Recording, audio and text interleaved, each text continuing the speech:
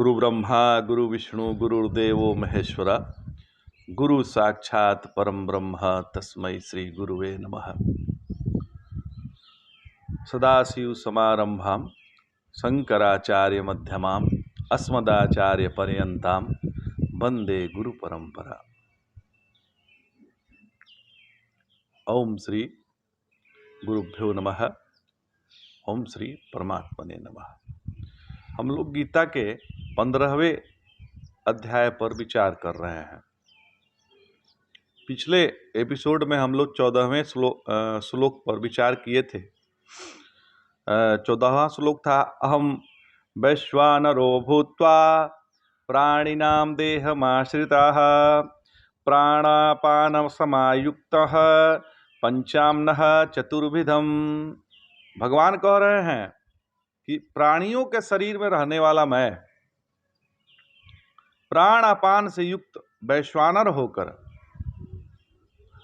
4 प्रकार के अन्न को पचाता हूं। भगवान ने यह गीता के 15वें अध्याय के 14वें श्लोक में कहा अर्जुन से। उन्होंने कहा कि जो तुम तो खाते हो, खाना तो तुम खाते हो, लेकिन पचाता मैं हूं। तो जब हम लोग खाते हैं तो हमारे पेट में जठराग्नि प्रदीप्त रहती है, जलती रहती है। जो अन्न को पचाती है वही परमात्मा है। वो कह रहे हैं कि जठराग्नि मैं हूं। तो देखिए भगवान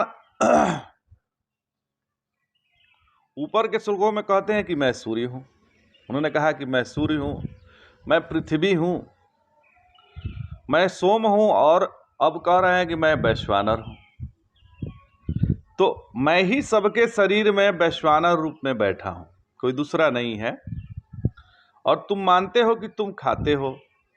कह रहे हैं अर्जुन से भगवान कि तुम मानते हो कि तुम खाते हो। तो हम लोग का ये है मानना कि हम खाना खाते हैं। हाँ, अब अर्जुन के जगह पे अपने आप को रख लीजिए। तो हम खाते हैं, वैसे ही भोक्ता बन के बैठे हुए हैं। थोड़ी देर के लिए पेट में से आग निकल जाए तो खाकर देखिए, जो पेट में जो जठराग्नि प्रदीप्त हो रही है वो यदि प्रदीप्त ही ना हो तो खाएंगे तो वो पचेगा नहीं, अपच हो जाएगा। तो यह जो हम बोलते हैं प्राणाय स्वाहा, अपानाय स्वाहा, व्यानाय स्वाहा, समानाय स्वाहा, उदानाय स्वाहा, इसका क्या अर्थ है? पिछले एपिसोड में हम बताए थे कि हम प्राणाय स्वाहा करके आहुति देते हैं तो खाने को भी आहुति दिया जाता है। यह जो प्राणाहुति हम देते हैं, किसको देते हैं? ना हम भोक्ता, सविता भोक्ता, वैश्वानरो भोक्ता। यह सन्यास है। यही सन्यास है कि हम भोक्ता नहीं है। वैश्वानरो भोक्ता है, सविता भोक्ता है। खाने वाला मैं नहीं, वैश्वानर है। ना हम बुभुक्षु, मैं भूखा नहीं हूं। ना हम पिपासु, मैं प्यासा भी नहीं हूं। और ना हम बुभुक्षु, ना हम पिपासु।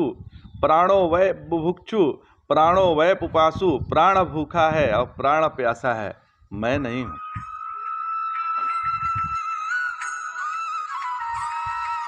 मैं भूखा नहीं हूं। मैं भूखा नहीं हूं, प्राण भूखा है। मैं प्यासा नहीं हूं, प्राण प्यासा है। तो प्राणापान समायुक्त पंचाम्नम चतुर्विधम। बहुत सूक्ष्म बात है। इसको समझ लेने से मन एकदम हल्का हो जाता है। भगवान कहते हैं कि मैं प्राण बनकर अन्न को बाहर से भीतर ले जाता हूं और अपान बनकर उसका अपन कर देता हूं। और जो इसका खालित अंश या वाव्यांश, जो वायव्य अंश है, इसको निकाल कर फेंक देता हूं। फिर पंचान्नम चतुर्विधम। अब भोजन एक तो भक्ष्य है, एक तो भक्ष्य है भोजन। भोज्य है जिसका चबाते हैं, वो भोज्य है और आसानी से निगल जाते हैं। दूसरा है चोष्य, चूसने वाला, जिसको चूसते हैं, जैसे गन्ना हम लोग चूसते हैं। और तीसरा है लेह, जिसको हम चाटते हैं, जैसे चटनी। चतुर्विधम भोजन में 4 बातें होनी ही चाहिए। एक सौरम्य सुगंध ऐसी हो कि नाक में उसका सुगंध जाते ही भूख लग जानी चाहिए, लालच आ जाए, आंख से देखे तो लालच आ जाए, सुगंध उसका सुन ले तो लालच आ जाए। तो तीसरा जीभ पर जब आवे तब मालूम पड़े कि अन्न ब्रह्म का आस्वादन हो गया। इतना सुंदर होना चाहिए। यही है ब्रह्मानंद। अन्नम ब्रह्म कुर्वीत। तो अन्न का बहुत आदर करिए।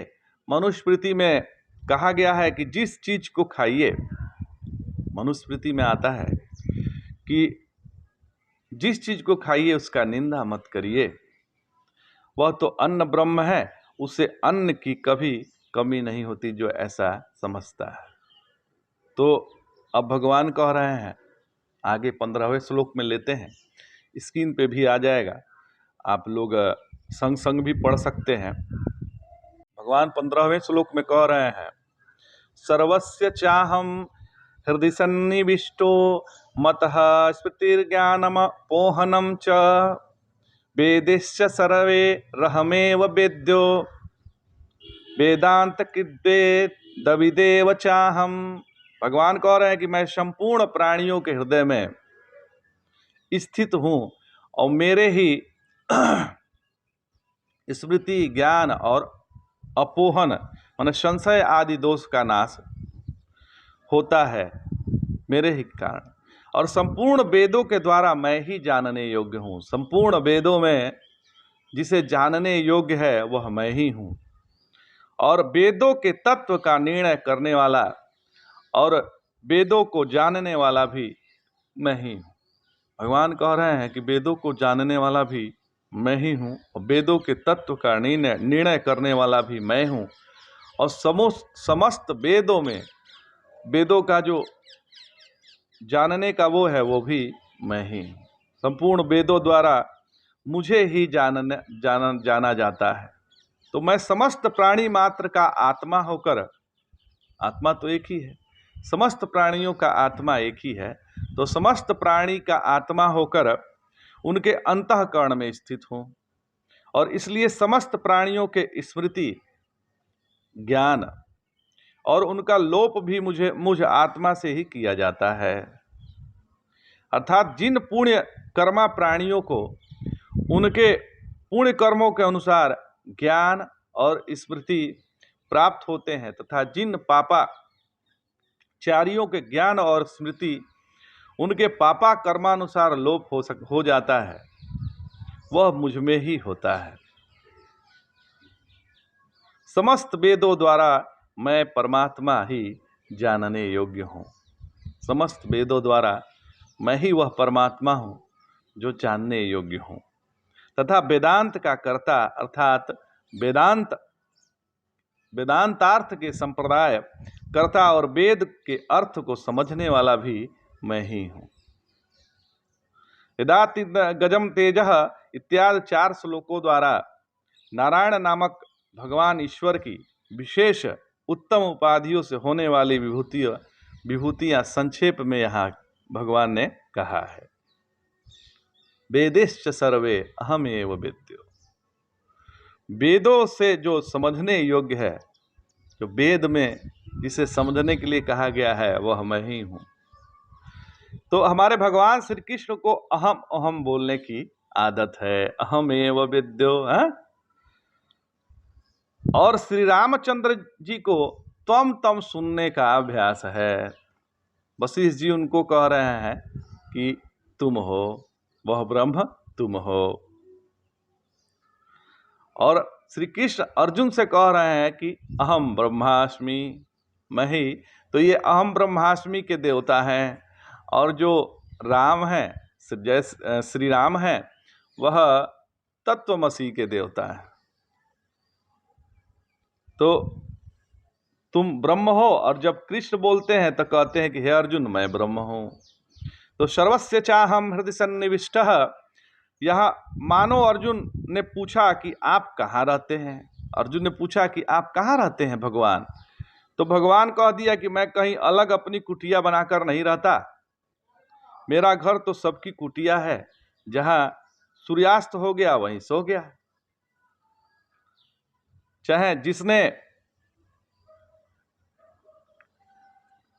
फिर सुबह जब सूर्योदय हो गया तो मैं जग गया। तो भगवान कह रहे हैं कि देखो अर्जुन, मैं तुम्हारे हृदय में ही स्थित हूँ। ये प्राणी मात्र के हृदय में स्थित हूँ। मैं पहले बताया कि मैं वैश्वानर बन के अन्न को पचाता हूँ। उसके पहले बताया कि मैं अन्न भी मैं ही हूँ, फिर गंध भी मैं ही हूँ। तो भगवान ये कह रहे हैं कि मैं सब कुछ हूँ। तो इसका मतलब तात्पर्य क्या है? इसका मतलब ये है कि हम लोग जहाँ जहाँ विशेषता देखें, जैसे किसी वस्तु में एक विशेष गंध होती है, उसकी विशेष दृश्य होती है, देखने में एक विशेषता होती है। तो जिस जिस में विशेषताएं नजर आए वहाँ भगवान है, वहाँ भगवान का दर्शन कर ले। एक लोग कह रहे थे हमसे कि मैं बैद्यनाथ हरदम जाता हूँ। बैद्यनाथ मतलब